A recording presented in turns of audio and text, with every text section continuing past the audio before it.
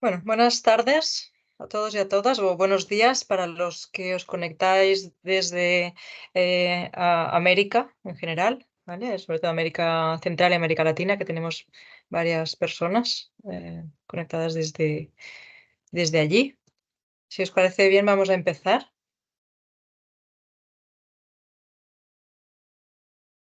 Bueno, en primer lugar, daros la bienvenida y agradeceros la participación en este curso titulado Cartografías urbanas para la movilidad activa. Vale, este curso consta básicamente de tres grandes bloques. El primer gran bloque es la movilidad activa. ¿Qué es la movilidad activa? ¿Qué entendemos por movilidad activa? De allí pasaremos a los indicadores de la movilidad activa. ¿Cómo medimos esta movilidad activa? ¿De acuerdo? Y de ahí vamos a hablar de la ciudad de los 15 minutos, de la ciclabilidad, de las densidades urbanas para la caminabilidad, de vitalidad urbana y finalmente de espacios verdes. Tras explicar estos indicadores, vamos a cerrar el curso con un epílogo en los que vamos a centrarnos en los elementos más importantes de esta movilidad activa, de estos indicadores que hemos ido presentando, qué implicaciones sociales, económicas y ambientales tiene la movilidad activa. A continuación vamos a presentar metodologías alternativas para el análisis de la movilidad activa y para finalizar el curso vamos a hablar de las tendencias de futuro en los estudios de movilidad, sobre todo en términos de movilidad activa. Muy bien, pues vamos a concretar un poquito más este contenido. Cada sesión, cada una de estas 4 sesiones que tenemos por delante que hoy empezamos, se dividen en dos grandes bloques. Hoy empezaremos hablando de la movilidad activa en general y después de una pequeña pausa vamos a seguir hablando del primero de los indicadores, que es la ciudad de los 15 minutos. Mañana vamos a hablar de ciclabilidad y densidades urbanas para caminabilidad. La siguiente semana que tenemos clase, el día 29, vamos a hablar de vitalidad urbana y de espacios verdes. Así cerramos el bloque de indicadores. Y nos quedará un último día, un cuarto día, que será el epílogo. Como os comentaba, habrá una pequeña pausa entre los bloques en cada sesión para que la tarde, que dura, la clase que dura 3 horas y media, no se haga tan larga y que tener un pequeño receso. Y tener en cuenta también que cada uno de los bloques incluye un marco teórico, una explicación teórica, los orígenes, las variables, de qué es lo que estamos hablando.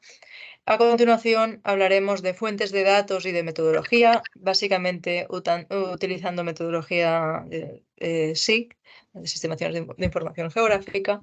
Vamos a presentar un estudio de caso relacionado con el tema en cuestión y terminaremos el bloque con un ejercicio online.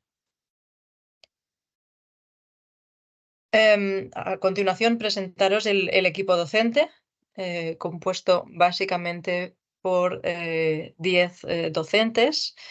El doctor Oriol Marquet, que será el primero en hablar, yo mismo, Laia Mojica, el doctor Samuel Nelo, doctora Irene Gómez, y tenemos también las expertas Alexandra Bretones, Jeronia Cubells, Oriol Roig, Marta Fernández, Serena Mombelli y Nati Franco.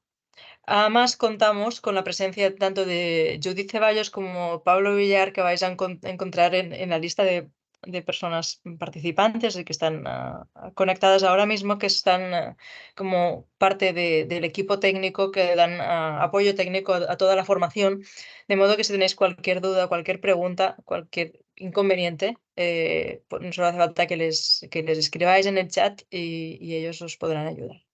Además, sabéis que tenéis otras vías de contacto con nuestro equipo, que es el correo electrónico gemot@uab.cat, vía Twitter o bien nuestra página web. Y sin más dilación, paso el turno al doctor Oriol Marquet que empezará hablando de la movilidad activa. Vale, Laia, gracias. Voy a intentar compartir mi pantalla, a ver si lo consigo. Muy bien. Bueno, bienvenidos a la primera edición de este curso y primera sesión, de hecho.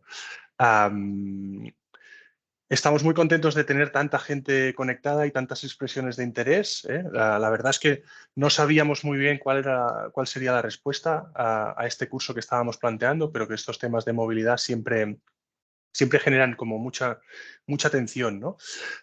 Esto es algo positivo, obviamente, que tengamos mucha gente interesada en estos aspectos de la movilidad activa y el transporte en general, pero también implica que como este es un curso totalmente abierto, no sabemos muy bien cuál es la tipología de gente que atiende, ¿eh? Con lo cual hemos configurado un tipo de curso que puede ser útil pues, para diferentes perfiles, tanto la persona que le interesa la movilidad desde un punto de vista pues de interés puro y duro, sin más orientación profesional que esta, sino o también como las personas que pueden estar más interesados por temas profesionales o temas que se acerquen a su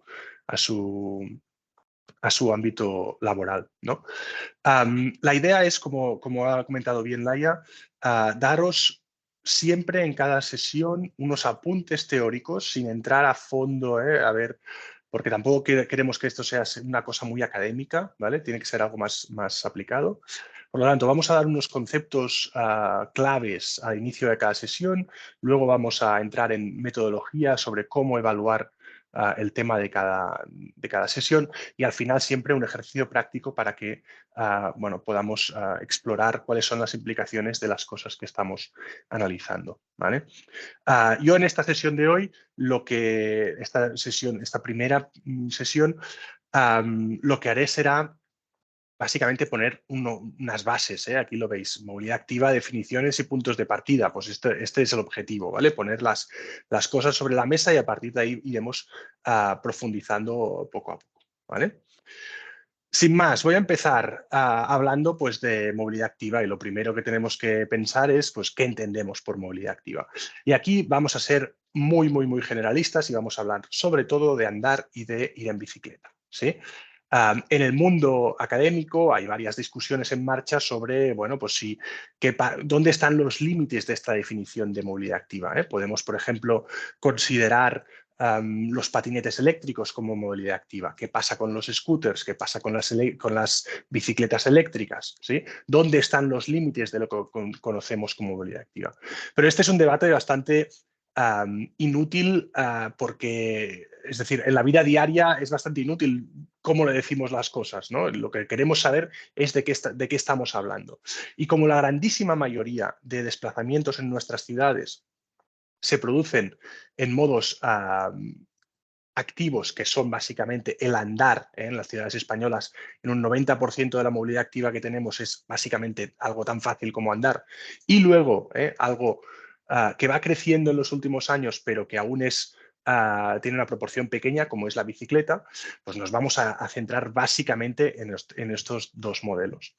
También os tengo que decir que nuestro punto de partida son las ciudades españolas, ¿sí? Con lo cual, aquí vamos a hablar de una morfología de ciudades que es muy típica de España y que seguramente este análisis pues, podría ser diferente si hablásemos de ciudades centroeuropeas, ciudades nórdicas, donde los conceptos y los parámetros podrían variar un poco, para que nos hagamos una idea de cuáles son las implicaciones de esto. Por ejemplo, tanto una ciudad, ¿no?, como Ámsterdam, que es la ciudad por excelencia para las bicicletas, como una ciudad como Barcelona, ¿sí? Las dos ciudades tienen más o menos un 50% de todos sus desplazamientos diarios que se realizan en modos activos. Es decir, de todos los desplazamientos que se hacen en estas ciudades, uno de cada dos se hace en modos activos.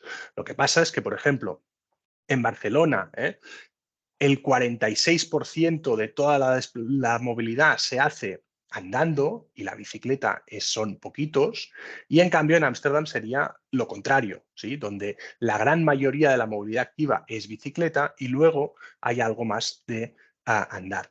Los dos modelos son igual de buenos. En los dos modelos tenemos una gran presencia de movilidad activa, que esto es genial para en términos de sostenibilidad, etcétera, etcétera, pero son aproximaciones distintas. Una tipología de ciudad permite que esos desplazamientos se hagan a pie y en ciudad y en distancias muy, muy cortas, como serían las ciudades hiperdensas españolas, ¿no? que tenemos todo en una proximidad muy alta, y otra tipología de ciudades pues serían las ciudades nórdicas, centroeuropeas, etcétera, donde el desarrollo urbano se ha hecho en los últimos años en base más a la bicicleta y por tanto las distancias son un poco mayores. ¿Sí? Esta es una distinción, ¿no? Bueno, que tenemos que tener en cuenta, porque si nuestro foco van a ser los centros urbanos españoles sobre todo, pues nuestra gran obsesión van a ser los desplazamientos andando con algo de bici alrededor. ¿De acuerdo? Bien.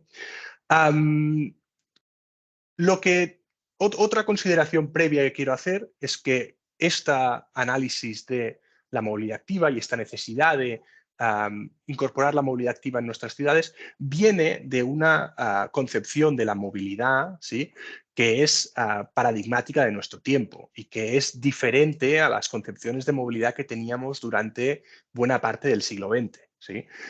Si durante buena parte del siglo XX el objetivo del transporte y la ingeniería del transporte había sido, ¿no?, la optimización de las velocidades, las rutas y la capacidad de las vías, bueno, pues ahora, en el siglo XX, con el parámetro de la sostenibilidad, lo que queremos no es mover vehículos, no es hacer infraestructuras que puedan mover el máximo de vehículos posibles por hora, ¿no?, como había sido anteriormente, sino que ahora nos centramos en mover personas.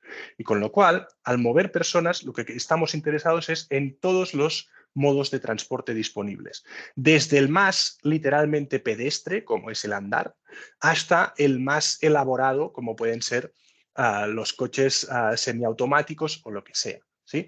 Todas esas herramientas, todos los modos de transporte nos valen, pero nuestro objetivo no es mover vehículos, sino mover personas. Y eso es importante. Es importante porque entender eso nos aleja un poco de la idea de que las ciudades tienen que estar optimizadas para la velocidad, para la eficiencia y para la circulación. Os voy a poner un ejemplo que pongo normalmente en clase, que es una escena de París. Sabéis que París es una ciudad que en los últimos años ha revolucionado su estructura de movilidad y ha invertido mucho dinero en modos de transporte que tradicionalmente se consideraban alternativos. Lo que vais a ver en este breve vídeo, y os lo pongo y os lo voy explicando encima, es que hay muchísimos modos de transporte diferentes y todos nos valen en esta nueva concepción de la movilidad. Ya no estamos en una idea antigua donde los coches que aparecen en la imagen tienen que tener, ¿no?, esta prioridad respecto a las bicicletas, respecto a los patinetes o respecto a los peatones que se tienen al fondo. ¿Sí? Aquí todo lo que vemos son modos de transporte que son válidos porque mueven personas. Y los vamos a priorizar en la ciudad según nos beneficie en términos de tanto parámetros de sostenibilidad como parámetros de salud, como parámetros de economía o parámetros de usos del suelo. ¿Sí? Evidentemente, aquí tenemos pues, una combinación de usos individuales, usos colectivos, usos públicos, etcétera, pero la idea es esta de que necesitamos romper con esta percepción antigua de movilidad igual a coche, movilidad igual a velocidad, movilidad igual a eficiencia. ¿De acuerdo? Dentro de este nuevo paradigma de la movilidad, ¿no?, tenemos un objetivo muy claro, que es básicamente hay que arreglar, ¿no?, nuestro sistema de transporte, porque nuestro sistema de transporte actual tiene un número de externalidades negativas muy grande. ¿Sí? De ahí viene todo el interés de la política, de ahí viene todo el interés de nuestra sociedad en transformar el transporte. ¿sí? El interés no viene de una obsesión que tengamos, no viene de lo que nos dicen a veces los críticos de que los que nos dedicamos a la movilidad tenemos una guerra abierta contra los coches. No es eso. Lo que buscamos básicamente es reducir la externalidad del actual sistema, las externalidades del actual sistema de transporte. Un sistema de transporte que se configuró en un momento, ¿sí?, en la segunda parte del siglo XX sobre todo, en que las dimensiones de sustentabilidad, sostenibilidad y salud no eran las que tenemos nosotros, ¿sí? Aquí no estamos demonizando el urbanismo moderno o el coche como vehículo clave en el desarrollo de nuestras sociedades en el siglo XX, ¿sí? Sino que nos estamos dando cuenta que ese sistema de transporte que habíamos creado en el siglo XX basado en el modelo individual de coche privado, ¿sí?, ahora choca con unos objetivos que nos hemos puesto como sociedad, que son los objetivos sobre todo de sostenibilidad, los objetivos de equidad social, ¿sí?, y los objetivos de salud, ¿sí? Si tenemos en cuenta que estos objetivos sociales, ¿no?, son los vectores que tienen que guiar nuestra movilidad del futuro, pues entonces nuestro sistema de transporte tiene que transitar en esa dirección, ¿sí? Cuando hablamos de externalidades, básicamente nos estamos refiriendo a los costes de nuestro modelo de movilidad, ¿sí? ¿Y qué costes tiene nuestro modelo de movilidad? Pues siempre, cuando hablamos de costes de movilidad, lo primero que nos viene a todos a la cabeza son los costes ambientales, ¿no? No, es que el sistema de transporte contamina mucho. Y es verdad, el sistema de transporte es responsable, ¿no?, pues de un cuarto de todas nuestras emisiones de gases de efecto invernadero, por ejemplo, ¿sí? Esto en el caso europeo, en otros casos pues sería mayor, ¿de acuerdo? Por lo tanto, el vector ambiental es un vector importantísimo que lo llevamos trabajando desde los años 90, cuando se empezó con todo el tema de la sostenibilidad. Desde los años 90 hemos tenido el objetivo claro como sociedad de que debíamos rebajar todas las emisiones de nuestros sectores económicos con tal de luchar contra el cambio climático. Ahora bien, en algunos sectores hemos tenido más éxito y en otros hemos tenido mucho menos éxito, ¿sí? O sea, el sector energético ha sido más efectivo en nuestros esfuerzos, pero, por ejemplo, en el sector transporte, y aquí os pongo un gráfico muy sencillo, no hemos conseguido el progreso que necesitábamos. No solo no lo hemos conseguido, aquí fijaros que tenemos las emisiones de CO2 por parte del transporte, ¿sí?, desde el año 90, en que nos fijamos este objetivo como sociedad, hasta la actualidad, datos de la Unión Europea, ¿no? Y aquí vemos claramente cómo desde el 90 las emisiones han subido, en el 2008 con la crisis pues empezaron a bajar, luego la recuperación de la crisis nos llevó a un periodo de álgido otra vez justo antes del COVID, luego tuvimos el gran bajón del COVID, evidentemente, y el problema con el gran bajón del COVID ha sido que nos hemos recuperado muy rápido, ¿sí? Y a partir de ahí, bueno, pues estas dos líneas que están dibujadas aquí es cuáles son las proyecciones y dónde podemos llegar, ¿no? Ya sabéis que las proyecciones siempre son como muy optimistas, porque si hubiésemos visto las proyecciones que se hacían en los años 90, pues las curvas también iban para abajo y en realidad lo que vemos es que esta curva verde pues no solamente no ha ido para abajo, sino que ha subido, ¿sí? Entonces, aquí tenemos una problemática muy clara y es que todos nuestros esfuerzos en 30 años de literalmente picar piedra para bajar el impacto, la huella de carbono de nuestro sector transporte, pues no han sido efectivos, ¿sí? ¿Por qué no han sido efectivos? Bueno, por muchas razones, ¿eh? Primero porque hemos tenido una aproximación muy tecnológica, ¿sí?, en que buscábamos mejorar la eficiencia de los motores, ¿sí?, y de toda la tecnología que rodea el transporte, y esto lo hemos conseguido. Cada vez hacemos motores más eficientes, cada vez los estándares de emisiones son más bajos, etcétera, etcétera. Pero al mismo tiempo lo que hemos tenido es un efecto rebote en que a medida que bajábamos el coste de desplazarnos en transporte y en otros modos de transporte, lo que hemos hecho es movernos más. ¿Sí? Movernos más kilómetros, movernos más a menudo, hacer más viajes, etc. ¿Sí? Eso también lleva aparejado, ¿no? Pues dinámicas en el caso del coche, del mercado, de la industria del coche, ¿no? Cada vez tenemos coches más grandes, más pesados, etcétera, y eso lo que hace es que nos perdemos esos aumentos de eficiencia tecnológicos, los estamos invirtiendo no en conducir menos y menos distancias, sino conducir más y conducir coches más pesados. ¿Sí? Con lo cual, al final tenemos toda ¿no? un conjunto de factores que han hecho que pues no hemos sido nada, nada exitosos en lo que respecta a bajar las emisiones del transporte. ¿Sí? Eso será algo que vamos a seguir hablando, porque una de los factores aquí más importantes seguramente será pues que desde la política del transporte nos hemos fijado solamente en el transporte y no en otras cosas que determinan mucho el transporte, pero que no son coches ni trenes, sino que son, por ejemplo, cosas de las que hablaremos hoy, como pueden ser la estructura de nuestras ciudades, el diseño de las calles, la disposición de las destinaciones y los servicios, etcétera, etcétera. ¿Sí?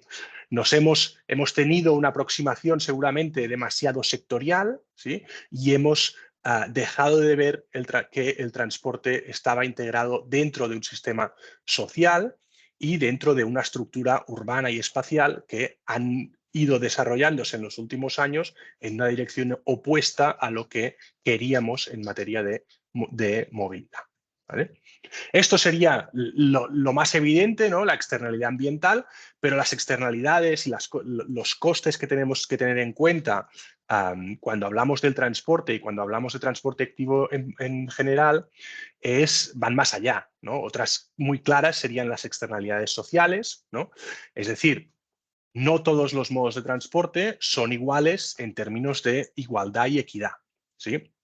Para utilizar unos modos de transporte como es el andar, no necesito ni un carnet ni me cuesta dinero y es una habilidad que el 99% de la población pues, puede realizar. ¿Sí? Otros transportes son más selectivos, ¿no? Es decir, para utilizar una bicicleta hay que saber utilizar la bicicleta, para utilizar un coche hay que tener no solamente el carnet de coche, sino tener un coche, poder utilizarlo en el momento que lo necesito y además tener un seguro, etcétera, etcétera. ¿Sí? Con lo cual, si nuestro sistema de transporte está más orientado hacia unos modos u otros, pues esto también nos va a decir qué cantidad de población puede utilizar estos modos de transporte y cuáles se quedan fuera. ¿Sí? ¿Por qué es tan importante esto? Bueno, pues porque en casos extremos, ¿no? El hecho de no poder utilizar un sistema de transporte nos puede llevar a este diagrama que veis aquí a la derecha debajo, a una dinámica de pobreza de transporte. ¿Sí? Cuando yo no puedo acceder a un sistema de transporte que necesitaría para llegar a una oportunidad y por culpa de eso me estoy quedando fuera de esa oportunidad, pues estoy teniendo una desventaja de transporte. Por ejemplo, ¿no? En nuestro país hemos puesto siempre, ¿no? Bueno, en los últimos años, muchos puestos de trabajo en los polígonos industriales. Y los polígonos industriales típicamente los hemos puesto a las afueras de las ciudades, en zonas que son poco accesibles y que solamente se puede acceder a ellas mediante el coche, ¿no? ¿Qué implica eso? Pues que para un grupo muy importante de la población estos puestos de trabajo no son accesibles. ¿Y cuáles son estos grupos de población? Pues, por ejemplo, los más jóvenes, ¿no? Que seguramente podrían estar interesados en esos puestos de trabajo, pero que no pueden acceder a ellos. Eso es una externalidad social de nuestro sistema de transporte clarísimo que no tendríamos si estos puestos de trabajo estuviesen adaptados a la accesibilidad a pie o adaptados a la accesibilidad en bicicleta, porque le hemos puesto un carril bici para llegar a esos puestos de trabajo. ¿Vale? Esos son factores esenciales cuando hablamos de transporte. Nos van a salir, ¿no?, cuando tenemos otros debates acerca, ¿no? Hoy mismo se debatía, ¿no?, acerca de los precios de los modos de transporte, precios del transporte público, si tiene que ser gratuito, si tiene que tener un descuento, para quién, etcétera, etcétera. Todo esto entra dentro de las consideraciones sociales. Y al final tenemos que entender que el transporte es lo que nos da acceso a las oportunidades. Y con lo cual, si estamos limitando el acceso al transporte, lo que estamos haciendo es que solamente algunos grupos de población tengan un pleno acceso a las oportunidades que ofrece nuestra ciudad. Y eso es una limitación muy importante, ¿sí? Aquí también podemos poner consideraciones de género, consideraciones de edad, evidentemente consideraciones de renta, etcétera. Y pues bueno, son cosas importantes. ¿Cuál es el mejor medio de transporte en términos de inclusividad y equidad? Pues básicamente el ir a pie, ¿sí? Si yo diseño una ciudad donde la gran mayoría de destinaciones y oportunidades estén accesibles mediante el uso del ir a pie, pues me estoy asegurando de que esa ciudad es una ciudad muy inclusiva. Después ya veremos si la gente utiliza el ir a pie o prefiere ir en coche. Esto es otro tema, ¿sí? Pero lo importante es dar la oportunidad y no tener un sistema de transporte y una ciudad que está diseñada para que solo pueda ser disfrutada o solo puede ser plenamente aprovechada entre aquellos que tienen un pleno acceso al coche o un pleno acceso a determinados modos de transporte motorizados, ¿vale? Hemos visto dos externalidades, la externalidad ambiental, la externalidad social, pero aquí hay otra también, que sería la ocupación del espacio, ¿no? Pues bueno, ahora mismo tenemos unas ciudades que, por la herencia urbanística de la segunda parte del 20, pues se han dedicado principalmente al espacio para el coche, ¿no? En Barcelona se cita esa cifra de que el 60% del espacio público se dedica al coche, y eso quiere decir que si queremos ganar espacio para modos alternativos, porque necesitamos más espacio para la bicicleta o necesitamos más espacio para el peatón, tendremos que quitar espacio del coche, porque el espacio público es un juego de suma cero, ¿sí? Si queremos poner más espacios verdes, tendremos que quitar usos que ya están, ¿sí? Eso nos pasó muy claramente con el COVID, ¿no? Y todas las ciudades españolas lo que hicieron fue ampliar las zonas peatonales para garantizar aquello de la distancia social. Y nos va a pasar igual en el futuro si queremos seguir ampliando el espacio para la movilidad activa. Hasta ahora, la gran mayoría de actuaciones que hemos hecho, por ejemplo, cito el caso de Barcelona porque es para el caso que tenemos datos más exactos, ¿no? Pero la gran mayoría de actuaciones que se han hecho en Barcelona en pro de la movilidad activa, es decir, ampliando veredas, ampliando aceras, ampliando carriles bici, etcétera, etcétera, no se han hecho a costa de quitar carriles de circulación, ¿sí?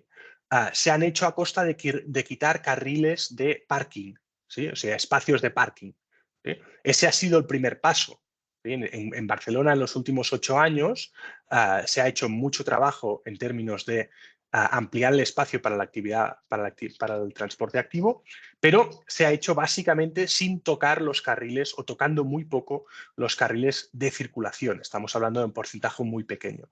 Lo que sí se han perdido son millares de plazas de aparcamiento, ¿sí? Eso sí. Pero es una forma de aproximarse a ese debate y a ese dilema, ¿vale? Bien, cuando hablamos de externalidades en los últimos años, no podemos hablar de externalidades del transporte y costos del transporte sin hablar del tema de salud, ¿vale? El tema de salud es el tema últimamente, quizá también porque, si como hemos visto al principio, desde los años 90 hemos estado trabajando el tema de la sostenibilidad y hemos hecho muy poco progreso. Desde hace algunos años lo que estamos intentando es hacer más progreso a partir del vector salud, ¿no? Es decir, cuando nos damos cuenta de todo lo que nos cuesta el sistema de transporte actual en términos de salud, estas cifras son muy impactantes y mueven muchas voluntades, ¿sí? Y se consiguen muchos más cambios apelando a la salud de las personas que apelando a la salud del cambio climático, ¿no? Del planeta. Eso puede parecer que no tendría que ser así, porque al final todo está ligado, pero en la realidad sí que funciona así, ¿no? Con lo cual tenemos que considerar, bueno, ¿cuáles son los beneficios para una ciudad, para una sociedad, de tener un sistema de transporte que se basa en el transporte activo o de tener un sistema de transporte que se basa en otros modos de transporte? Y aquí otra vez, pues dentro del vector salud, ¿no? ¿Qué aspectos relacionados con el transporte aplican, ¿no? Afectan a nuestra salud? Pues siempre pensamos en uno que es muy inmediato, como es el caso de la contaminación atmosférica, ¿no? de la polución, de las partículas que emiten los vehículos y los gases tóxicos que emiten los vehículos. Y aquí las ciudades españolas tienen un problema muy claro, ¿sí? Un problema que además está consistentemente salimos por encima de los límites de la Organización Mundial de la Salud, ¿no? Donde tendríamos que estar. Tenemos múltiples estudios que nos hablan del número de muertes anuales que son atribuibles a estos factores, ¿sí? Y uno de los grandes problemas de las ciudades españolas es que muchas de las grandes ciudades españolas son muy, muy densas, con lo cual estamos muy, muy cerca de las fuentes de emisión, ¿sí? Ya no es que tengamos millones de coches que contaminan en nuestras calles, sino que para mucha gente toda su vida se desarrolla literalmente al lado de estos coches que contaminan, ¿sí? Eso puede ser distinto en otras sociedades que tienen ciudades menos menos densas, donde hay más distancia entre el emisor de esta contaminación y si queréis, el consumidor de esta contaminación. Pero nuestras ciudades están diseñadas de forma muy compacta y muy densa, lo que hace es que estas exposiciones a la contaminación atmosférica sean consistentemente muy altas para un grupo muy importante de población. ¿Sí? Aquí también tendremos dinámicas de, por ejemplo, equidad social, porque no es lo mismo una persona que vive en medio del ensanche de Barcelona, una zona extremadamente, con unos niveles de contaminación extremadamente altos, ¿sí? Que una zona que vive fuera de Barcelona, por ejemplo, ¿sí? En una urbanización dispersa donde su exposición a la contaminación es mucho más baja a nivel diario, ¿sí? Pero al mismo tiempo, la persona que vive en medio del ensanche seguramente no necesita el coche para hacer su día a día porque vive en una zona altamente accesible con una gran mixticidad de usos y un gran sistema de transporte público alrededor, con lo cual esa persona se encuentra en que está expuesta a un gran volumen de contaminación, pero está generando muy poca contaminación, ¿sí? En cambio, una persona que vive en algún municipio metropolitano con condiciones de ciudad dispersa y dependiente del coche, en su día a día puede estar expuesto a niveles de contaminación mucho más bajos, pero sus hábitos de movilidad hacen que se esté contaminando y contribuyendo a la contaminación de la sociedad de forma mucho mayor, ¿sí? Esto nos pasa de forma similar con el ruido, ¿no? El ruido es quizá el tema más candente en los análisis de salud y transporte ahora mismo, juntamente con el calor, pero el ruido es un aspecto donde se están haciendo progresos. El ruido es un aspecto muy importante porque a pesar de no generar mortalidad directa, genera muchas inconveniencias, muchas molestias y muchos problemas tanto de estrés, de salud mental, etc. ¿Sí? Con lo cual, el ruido en la ciudad es un aspecto muy importante y está directísimamente relacionado con el transporte, ¿sí? Cuando hablamos de problemas de calor, pues nos estamos refiriendo básicamente a los efectos de la isla de calor, que sabéis que no vienen tan determinados por el hecho de vivir cerca de un motor que está muy caliente, sino del hecho de que como hemos asfaltado todas nuestras áreas urbanas en base a que nos podamos mover en coche y como tenemos muy pocos espacios verdes, pues estos espacios capturan calor durante el día y lo irradian durante la noche, impidiendo que las temperaturas bajen por la noche y eso implica pues que tengamos unas olas de calor más intensas y que no podamos bajar las temperaturas por la noche. ¿Sí?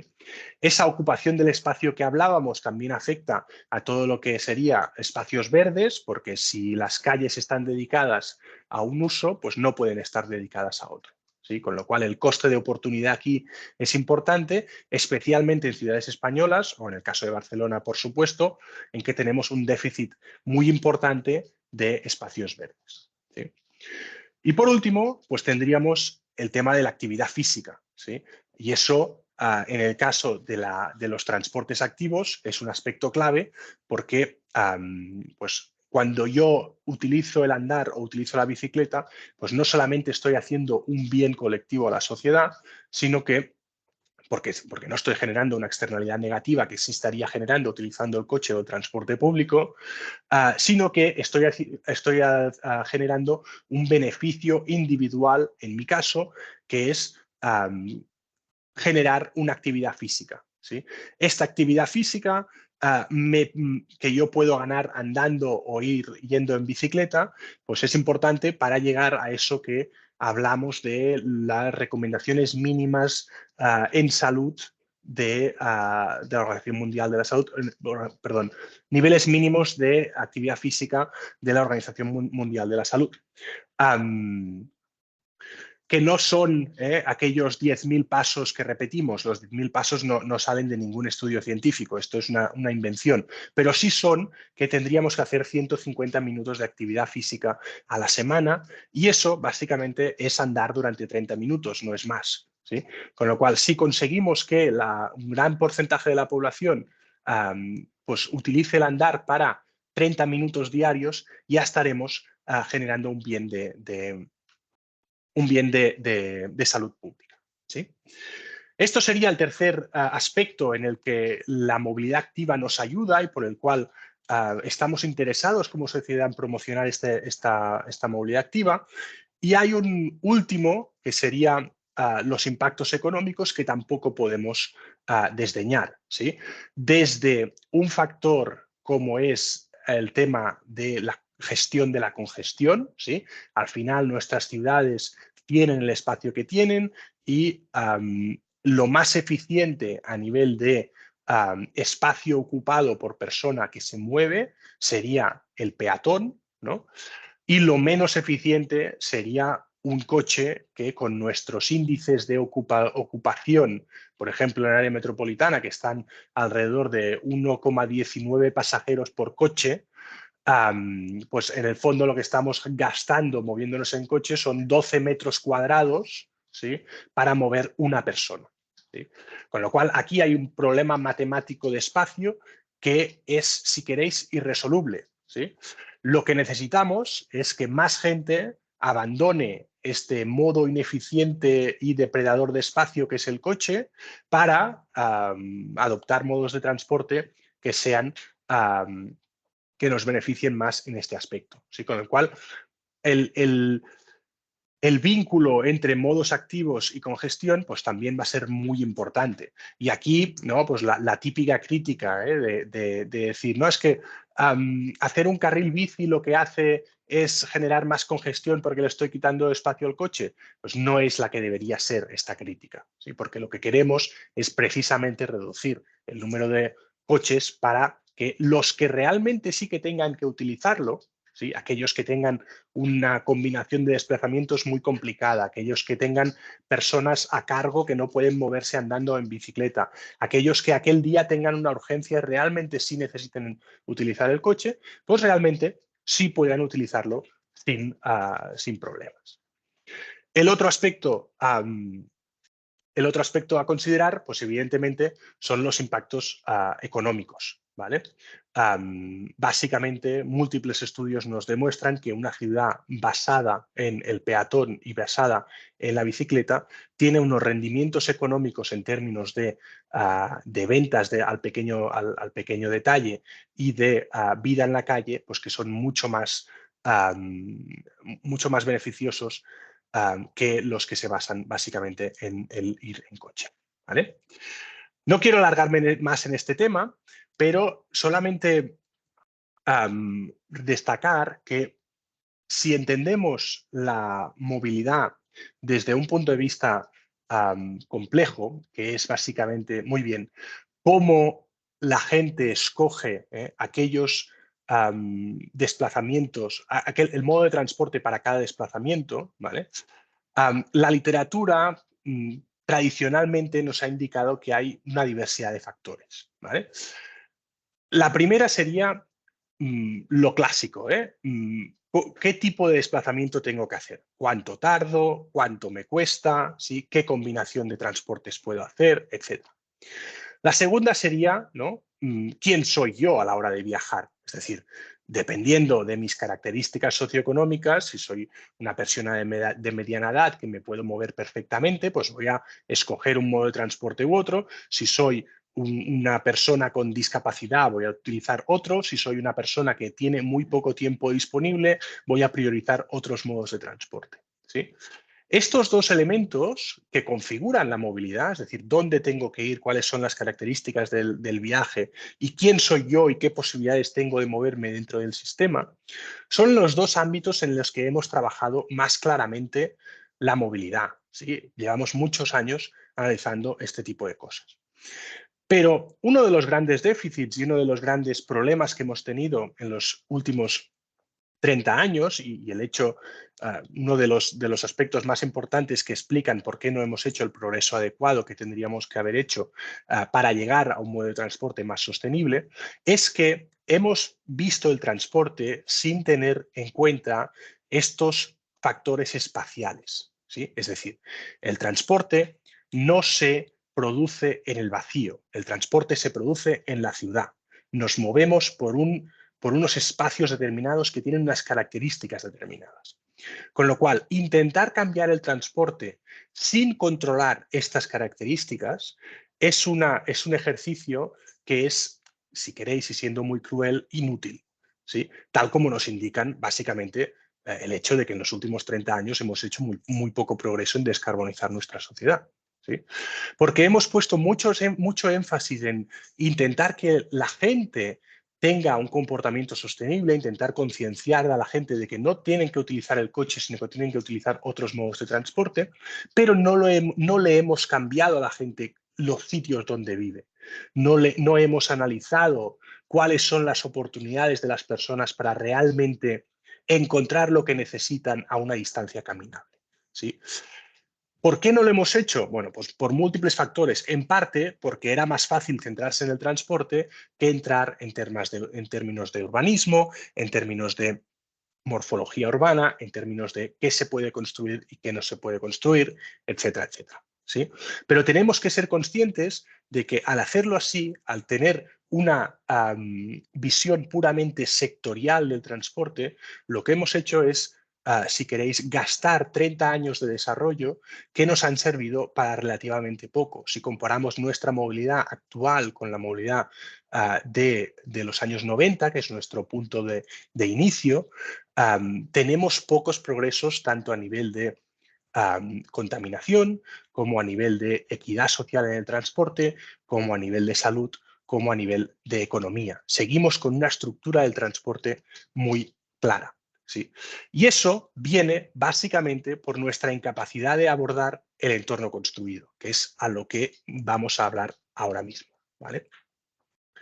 ¿Qué entendemos por entorno construido? Pues básicamente es el espacio que nos rodea y que hemos urbanizado, ¿sí? Aquí estamos teniendo una visión muy de ciudad, ¿no? Porque bueno, hablar de movilidad rural tendríamos que hablar en otros términos, ¿vale? Pero aquí estamos en movilidad urbana, básicamente. Y tenemos que entender cómo las características del entorno donde yo vivo, donde trabajo, donde me muevo, tienen una influencia muy fuerte en cómo me muevo, ¿sí? Y obviar eso es un problema muy grande, ¿sí? Tan grande que, fijaros, os he buscado datos, bueno, más o menos recientes.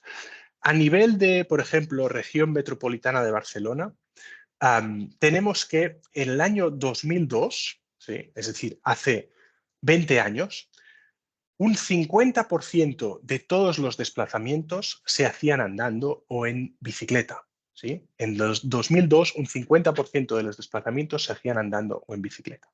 20 años después, ¿sí?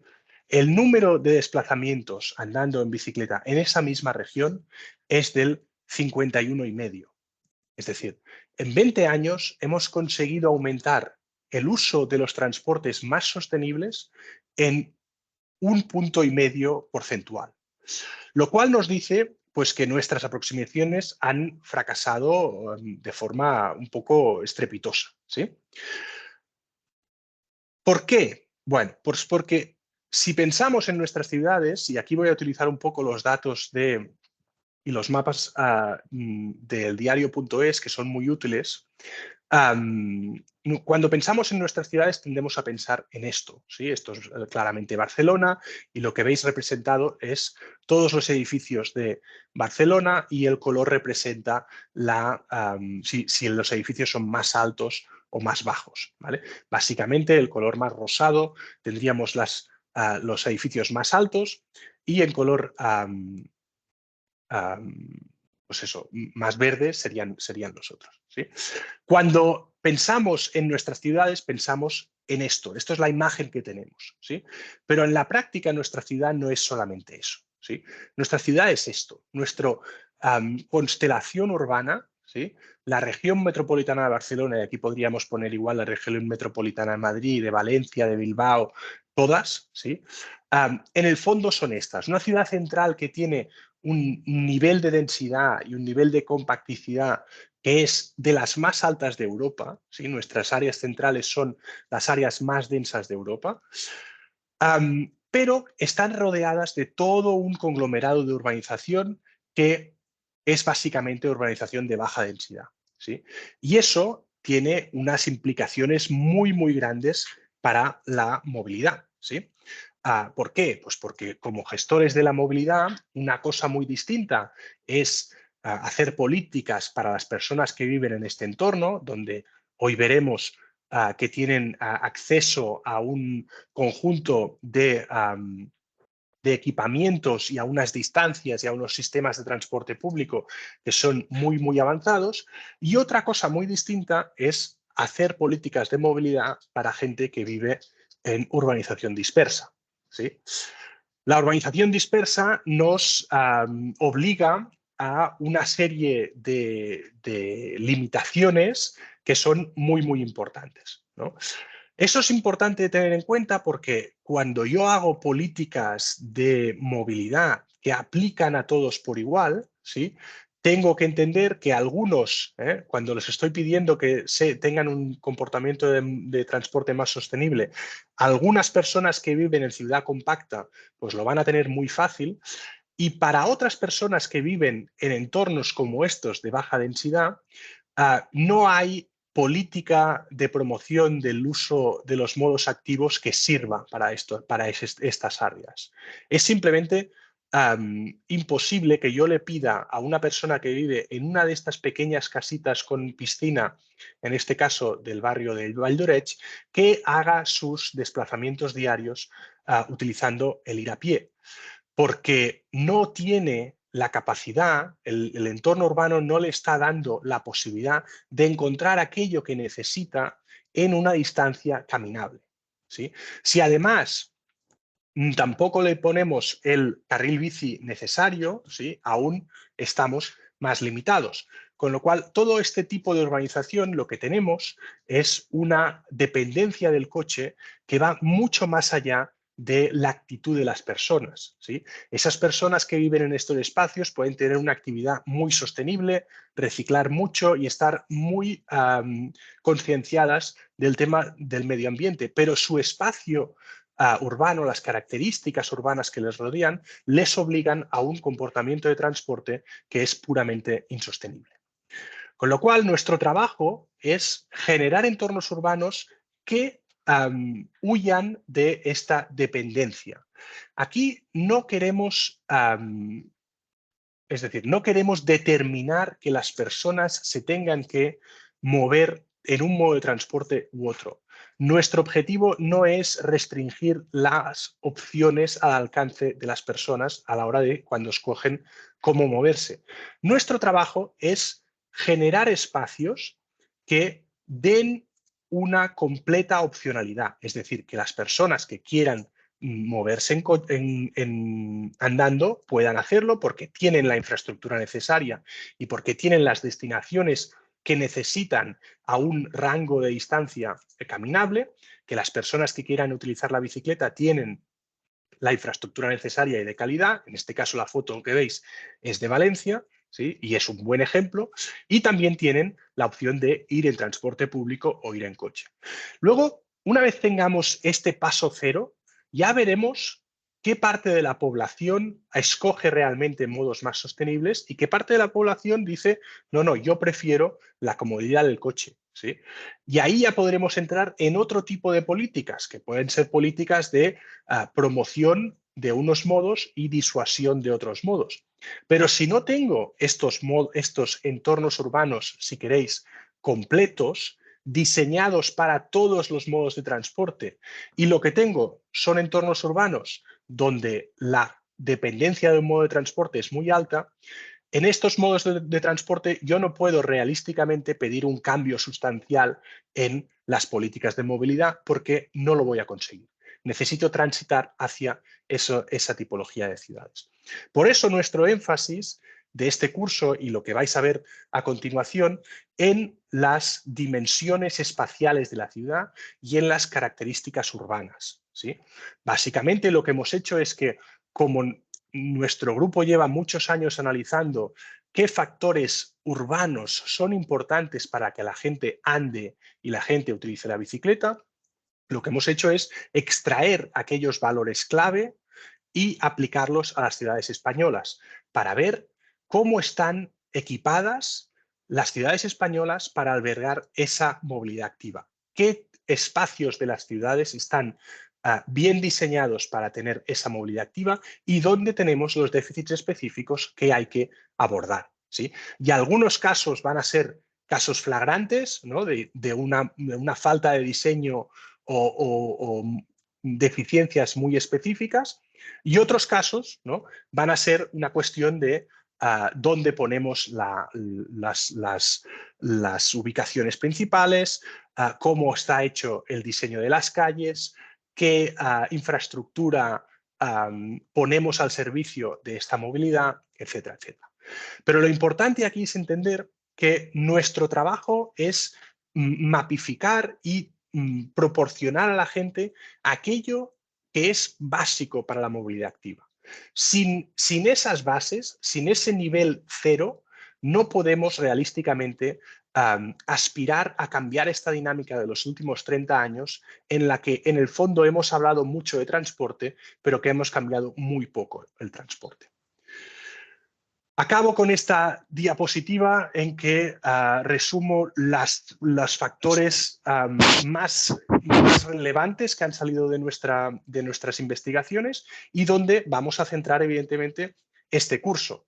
¿Sí? ¿Cuáles son, yo os decía, aquellos elementos básicos que hemos encontrado en nuestros estudios, en la literatura internacional, que se necesitan para proveer a la gente de lo mínimo para poder andar o ir en bicicleta? Bueno, pues lo hemos resumido en 5 factores, ¿no? Las densidades urbanas para la caminabilidad, ¿vale?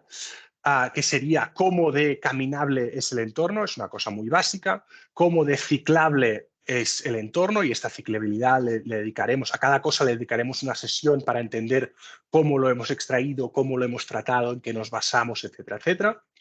Aspectos de diseño urbano a nivel de calle, como pueden ser el verde urbano, ¿sí? Y aspectos morfológicos de usos del entorno y de características de esta ciudad que se pueden agrupar en 2 indicadores como podrían ser el indicador de vitalidad urbana, es decir, cuando yo salgo a la calle, ¿qué me encuentro? Me encuentro actividad, me encuentro peatones, me encuentro eventos que pasan en la calle, o aquello es un desierto urbano donde estoy yo solo andando al lado de una calle de 4 coches, de 4 carriles de coches. ¿Sí? Esto es lo que medimos un poco con vitalidad. Y al final, este elemento de la ciudad de los 15 minutos, que es el que hablaremos ahora después de la pausa, en donde ya entraremos un poco más en detalle acerca de temas de accesibilidad, proximidad y poder llegar a donde necesito en un tiempo caminable que sea asumible, ¿vale? En el fondo, estos son 5 indicadores básicos que todas nuestras ciudades deberían cumplir, ¿sí? Pero que cuando empezamos a mapificar, veremos que algunos espacios están muy bien dotados y otros no lo están tanto.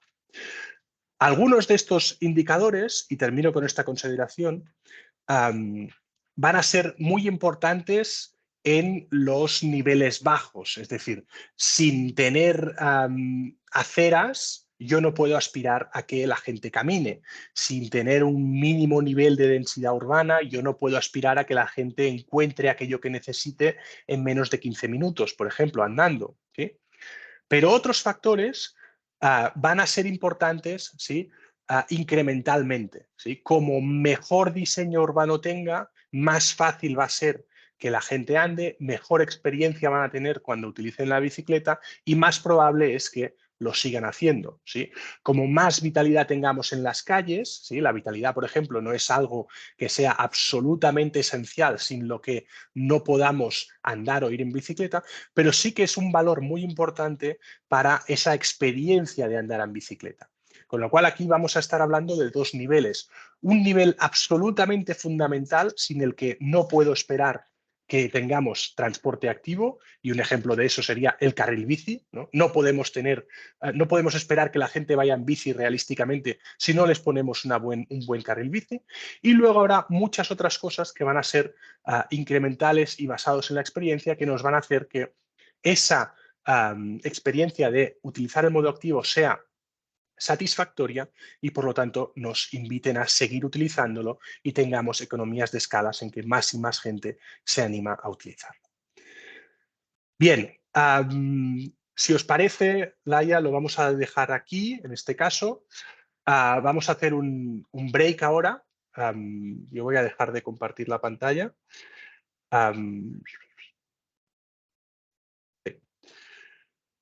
Y el calendario nos dice que nos vamos a volver a conectar, yo me voy a volver a activar dentro de un cuarto de hora exactamente y nos pondremos con el primero de los indicadores, o sea, ya nos vamos a poner en materia, ¿no? Empezaremos con el indicador de ciudad de 15 minutos.